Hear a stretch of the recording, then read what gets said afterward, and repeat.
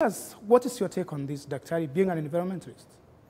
Just before I deal with my take, I want to thank you so very much, Kaburu, for your passion in this field, consistently so. I really appreciate you. It is your type of people that will make this country go to greater heights. And also allow me to most sincerely condole with those who have lost their loved ones through floods and the weather-related issues, even the issues of the COVID and those who are affected. Allow me to most sincerely give my condolences and pains towards this and pray that as a country we will be able to come out of this situation.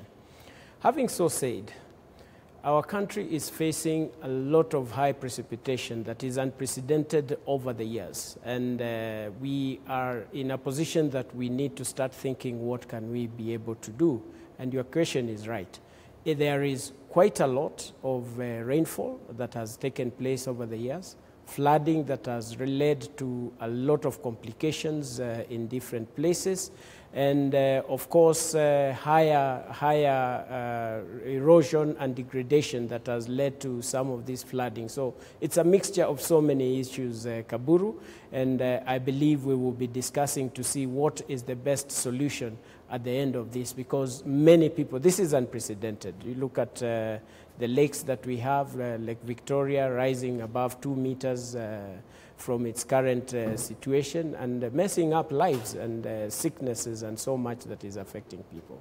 Now, Daktari, of course we've talked about environment so many times, and we've seen a lot happening, especially in the upper catchment areas whereby degradation has been taking place.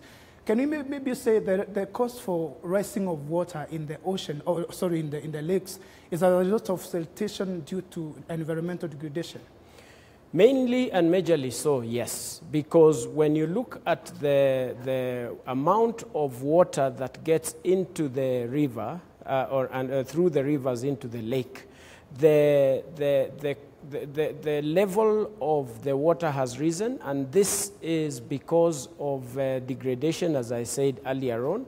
So there's a lot of movement of soil that leads to the siltation of the lakes, especially if we talk about the Lake Victoria and the related lakes. And therefore you find that the levels of the lake have gone high, and as you know, Lake Victoria is a relatively shallow lake, affecting so very many people. So yes, Kaburu, siltation is one of the major things that has happened, because when you look at the levels of water, the amount of rain that comes into that falls into the lake directly is commensurate to the evaporation, and therefore the net water that remains in the lake is what comes in through the rivers and its tributaries from across the region, which is quite large. Okay, now we've had a challenge whereby you realize people have been marooned as we speak. There's a lot of water in the rivers away from the lakes, because these rivers are the ones that are taking the water into the lakes. And we've seen people being marooned in their homes. We've seen rivers breaking their banks. Now, can we also, away from now the siltation bit and degradation, do we have a challenge when you talk about now the weather changes? Could this also be one of the contributors to this? Of course, the weather is a big issue. Climate change is real. When we talk of the cumulative mess in the environment over the last 50 years, it leads to heating up of the environment, and therefore it changes, evaporation takes place, and this results to additional rainfall that is unprecedented, leading to what you have talked about, affecting people's lives directly on matters of sicknesses. You can imagine how many people are dying out of other related sicknesses. Just the other day, we saw 21 people die out of different diseases like cholera and others. So there is quite a lot that is affecting the people, but majorly this is a climate change issue that is real and is here with us, that we must keep looking at and dealing with what we must do to change the environment. Actually, Daktari, this is not the first time we are experiencing this. If you remember, the last rain season, we had rain for about 5 or so months, which was actually the short rains, but they extended to about 5 months. And this, we are now in the current, this long rain season. Now, Can you say now the racing water levels, number one, is because last year we had a lot of rain which extended all the way to February, and of course the ground was a bit saturated, and that is maybe what the reason for this, or is just enough rain? A mixture of both. I'll take you back to the 1960s, according to history, and we must value history in this country because it is history that helps us to understand the mitigation measures that we must take at different times. 1962 to 64, that is when there was a lot of rain in Lake Victoria, that up to 64 it has never been surpassed, and it has never gone lower than that at the moment. And talking about the additional rain, as I said, climate change is a major issue. There is much more because of the weather that has increased the evaporation, and that falls down as rain on the other side.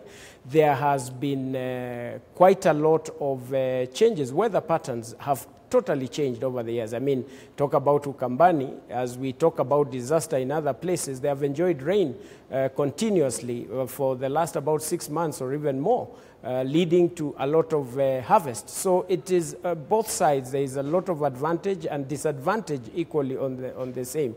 But of course, it's an issue of weather patterns, Kaburu, that we must appreciate that something is not working the way it used to be, and we must start now working towards getting to be ready. And water, we must not complain about water. We must manage it from where it is coming from, not try to manage the people. And this happens through policies and preparedness and early warning systems that we must engage and to ensure that these things happen. Over the years, Dr. we've had a challenge when it comes to riparian land. People have encroached riparian lands, not just along the rivers, but even the lakes. And the waters have raised to a point whereby people have been displaced from this riparian land. I think, can we say the nature or the rivers or lakes have come to take back their space? You can't put it any better than that, Kaburu. Water will always get its space back. Nature will always fight itself to its position without any doubt. And this is where we need to start thinking and look for solutions. We have allowed ourselves to live in places that are not habitable. We have allowed ourselves to live within this riparian space. When you look at the riparian space currently around the lakes, and talking about Lake Victoria, because you can relate with any other lake therefrom, it's supposed to be 200 meters away from the shores. And therefore you can imagine, and this is where, honestly speaking, Kaburu, we need to ask ourselves, by the time people started building up to 50 meters, up to 20 meters just before this, where were the authorities? Who was responsible? Because this is where you need to ask yourself, I am the government, because we have been given responsibility to act on behalf of the government. Now, when people start dying, when people start losing businesses, when people start getting sick out of various things, is when we realize, we went wrong. And therefore, we must start thinking of what can be done. Allow me, Kaburu, to go even deeper. When you talk about policies in our government, we do have policies that are in place. Way back, and I wrote it in my article just the other day, there used to be the Agriculture Act. Agriculture Act allowed people in certain places of degrees, over 30 or 35 degrees, not to be, those are slopes, that you cannot live in those places, you cannot be able to do farming in those places, neither can you even keep household animals in those places. But then this was repealed in 2013, I think. And leaving nothing that guides the living in those places. And this is something that I want to warmly challenge our members of parliament, because they are our legislators, and they're the ones who are able to take up this issue through the Ministry of Agriculture and the ministry and the committee that is concerned with agriculture, to take up the issue and bring up in parliament to legislate the living of these places. Of course, unfortunately, This is also led by some ill motives sometimes, because land has already been identified. Our country is as it is, and it will never change, the 520-some square kilometers, 1,000. And therefore, we know the slopey areas. People must have been mapped out, or should be mapped out, where they can live, that is away from this Kaburu, so that they can live in those places. But because of some ill motives here and there, you find that there was that repeal, and it was not taken up. And if it has been taken up, the regulation is hidden somewhere that it cannot be implemented by the counties in the best way possible. So policies will help to deal with the issue that you're talking about and asking Kaburu in a more profound manner, because we will keep going round in circles as opposed to dealing with the solutions and mitigation measures that are tangible beyond all else, including what the SDGs guide. Okay, Dr. I will take you back to the degradation a bit, because you were in charge of the chairman in the Water Towers agency. And of course, you moved across the country. You know the situation on the water towers across this nation. Before the campaign began sometime in 2017 of having people to plant trees and take care of these towers, there was so much degradation that was taking place there. Can you tell us now, from the water towers, what happens so that we can have so much run of water into our rivers and then into our lakes?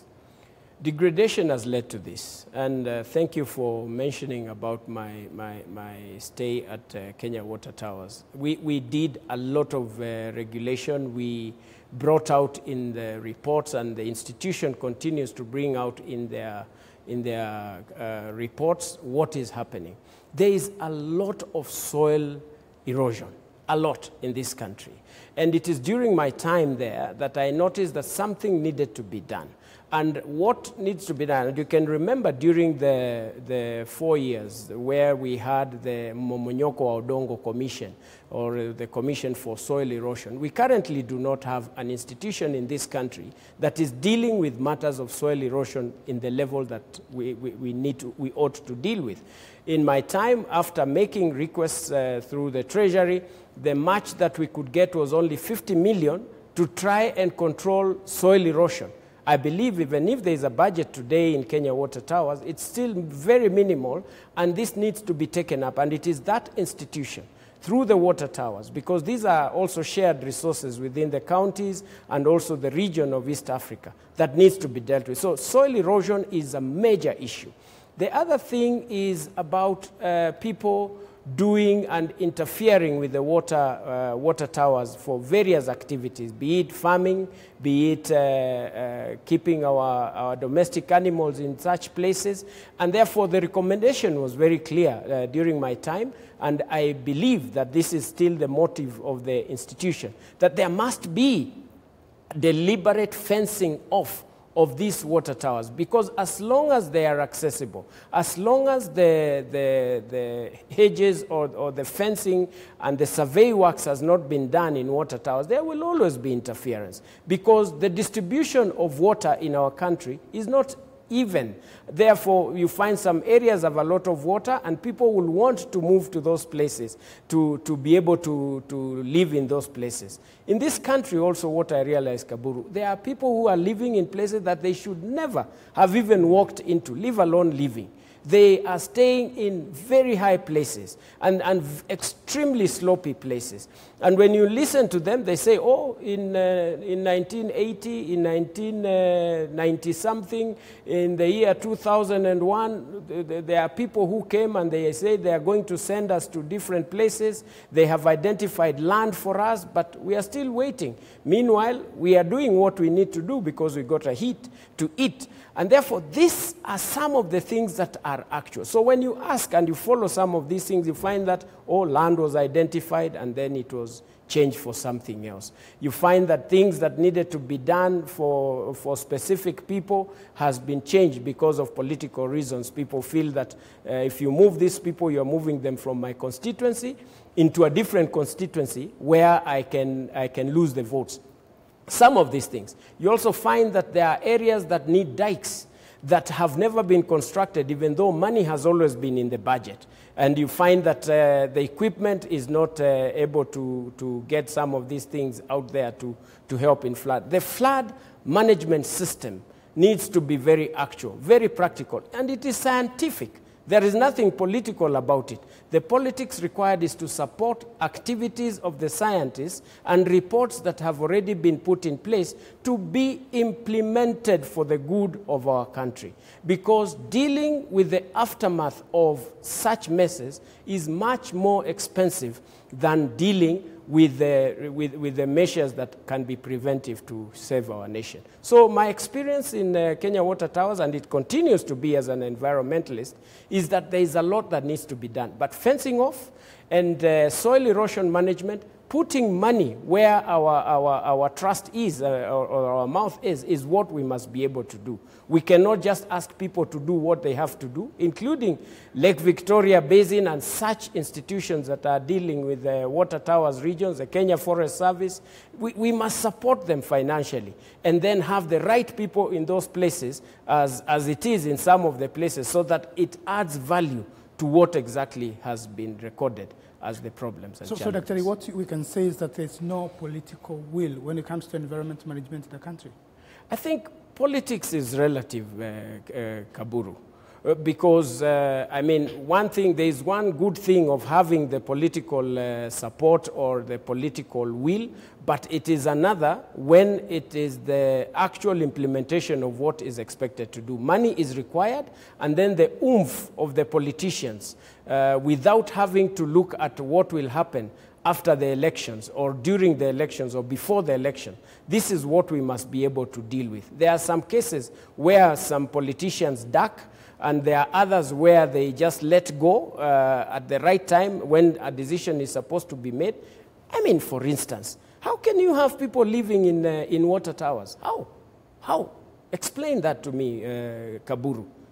I mean, it's something that we must be able, whether we are going to win election or lose an election, we must do what is good, because it is God at the end of the day who allows us to take the positions that we are taking for His glory and for future generations. So there are situations that, of course, do lack the actual political support. But I want to thank the current government, the president, with what he has taken. He has done what no other president has done over the years, and he has gotten to levels of implementing what needs to be implemented. Therefore, it is us, me and you, Kaburu, to be able to deal with some of this situation and support the institutions that have been given this power to be able to deal.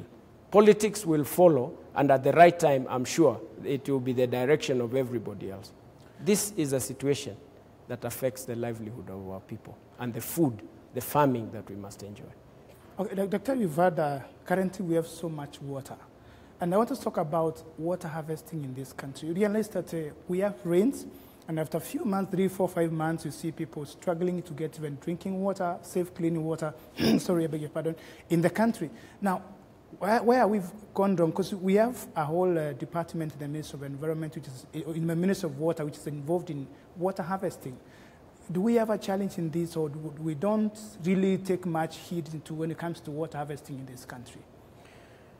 Kaburu, I think there is quite a lot that has been done. A lot has been documented, and we are now going to that direction of trying to implement what needs to be done. The fact that there is now an institution in the government that is deliberately dealing with water harvesting, I think that is a very major step in the right direction. This is unprecedented. It has not been there, even though it has been documented over donkey years to have it in place.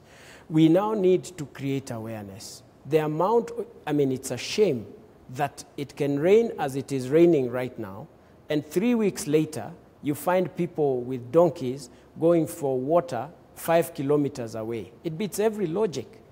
And this is where awareness creation is supposed to be done. How do you do awareness creation? And again, I want to congratulate the media, because the media has been doing quite a lot. The local stations, the institution that does the climate, and they have the meteorological department, they have their own radio station that does advise people. We need to up the game of advising the communities. We need the private sector to come in, the banks. If you're not investing in people, honestly, where and how can you report big profits in your books when your people, your customers, the Kenyans are suffering out of having water?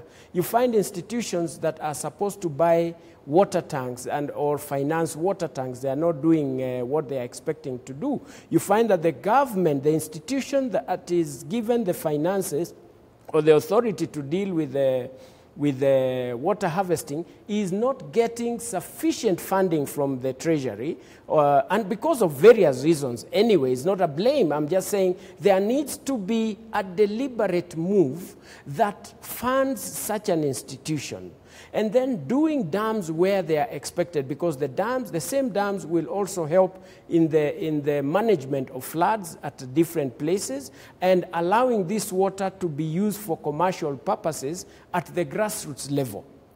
These are things that we need to do. And Kaburu, I tell you, if you look at the reports that has been done by the water harvesting institution, if you look at the papers that have been presented across Africa and specifically in Kenya, if you just implemented 20% of that, this country will be very far. And this is the direction that I believe within what the big agenda of the government is. I want to imagine and believe that there's still time that a lot can be done now that there's so much water and the people are willing and they are seeing the suffering of what is happening right now. Okay, thank you, Dr. We'll be speaking to also, thank you, Dr. for the thoughts. Of course, we need to do so much about it. And we have online, on Skype, Mr. Venant Ndigila is from the system manager at the Red Cross. Dr. Venant, the name is a bit tricky, Venant Ndigila. You can just give us a brief. You see there's so much water across the country. We have people marooned. I know Red Cross has been doing so much when it comes to taking care of people who have been affected by floods and other disasters across the country. We have landslides in many parts of the country. Now, I know your team's on the ground. You can just give us a brief on this, what is happening on the ground, and the most affected people, which counties, just like that. Yeah, thank you, Dan, and thank you for having me. Yes, the floods are hitting us again, and since the start of the March, April, May rain, sometimes in March, we have had very serious impacts on some parts of the country. But I'd like to mention that parts like Western Kenya, they never really took a break from the effects, because the October, November, December rains, when they stopped, they didn't stop in parts of West Kenya. They continued into January, February, and then March. So as at today, we have at least 19,000, slightly over 19,000 households who have been displaced from their homes, and now they are in temporary camps. And this translates to slightly over 100,000 people, and across 36 counties in Kenya. The most hit are counties in West Kenya, at least 7 counties, with the highest numbers in Kisumu, which has over 8,000 households which are affected. But you're also seeing displacements in Garissa, Mandera, this part of northeastern. We have also seen significant also displacements along the Tana River, mostly Tana North. And yes, we're going to see increased numbers in the lower Tana. And these are, again, families who have been uprooted from their homes. They cannot, their homes are not habitable. So they are in need of the most basic, basic essential services. We are talking of the shelter itself, food, water, and also some health support. So that is the situation as at now. At least 100,000 people, over 19,000 families have been uprooted from their homes. Now, Mr. Venant, we look at the situation in Baringo. I'm a bit concerned because Lake Baringo has about 8 islands, and people are stuck in the island as water levels have gone so high, affecting hospitals around that place. Families have been affected. Do you have your team on the ground there, and what is the situation maybe from Baringo? Yes, and again, there are a number of households which have been affected, and mostly the initial impact, again, is the shelter. And these families are now they are in need of temporary shelter. So we are coming in to support with the emergency shelter and some basic household items so that the families can be able to protect themselves from adverse weather conditions, and also have household items for basic life support, including blankets, mosquito nets, and also some cooking utensils. So, and again, as we are told by the KMD, as the rains are likely going to continue in a slightly reduced manner, but they're likely going to continue, and because the soils are already saturated, we expect the effects of the flooding to continue. This is not the first time we're having a challenge when it comes to flooding across the country. Last season, we had a lot of people affected by this. Do we have maybe a sustainable way of handling this situation? Because in the next rain season, of course, we might be expecting the same. Do we have anything sustainable from your end or maybe from the government? Unfortunately, the effects of these floods, they are coming. I found the conversation ongoing around how we can be able to support the community to reduce the risk. Yes, these communities, they are definitely living in very high-risk areas. And the main reason they are living in high-risk areas is because they don't have alternatives. They don't have an alternative land or alternative safer areas where they can go and stay. So, and this is informed by so many things, and most of it, a lot of economic vulnerabilities and things like that. So, as we are seeing the floods being coming in seasons, they are basically seasonal floods. We know very well, March, April, May, you're going to have rains. Then we go to October, November, December, you're going to have increased rains also and flooding. So the other thing, the main thing is to sit down and work very closely with the community. So we have put in some measures and some programs where we're working with the communities, mostly in terms of ensuring that the communities have adequate and timely early warnings in terms of the weather. This is, we have collaborated with the Kenya Met Department, where we get the outlooks, the weather outlooks in good time, so that we can be able to translate them into very user-friendly to specific high-risk areas up to sub-county and ward levels. This is meant to give enough early warning so that the people can be able to move to safer grounds. This is one approach, but the other main approach are long-term programs bordering again on economic support, which again they are meant to reduce vulnerability and increase resilience. And again, information, working with very closely with the communities which are at high risk, giving them adequate information. A quick example is using the technology, the mobile phone. We are working with Safaricom, and we released, last 2 weeks we released over 13 million SMS in high-risk areas. And when we come back and call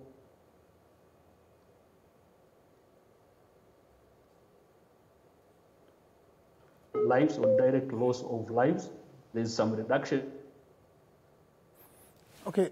Thank you. I think we have a challenge there, but we are going to Kisumu County, where Baraka Karama is. After this break, we're taking a short break, and we'll come back with our reporter in Baraka Karama, who is in Kisumu County, to give us an update of what is happening in Kisumu. We have a lot of water in Lake Victoria, so Baraka will shortly be giving us an update because he is on the ground. He has been on the ground all this time, giving updates on the situation. So we're taking a short commercial break. We'll be back in a moment.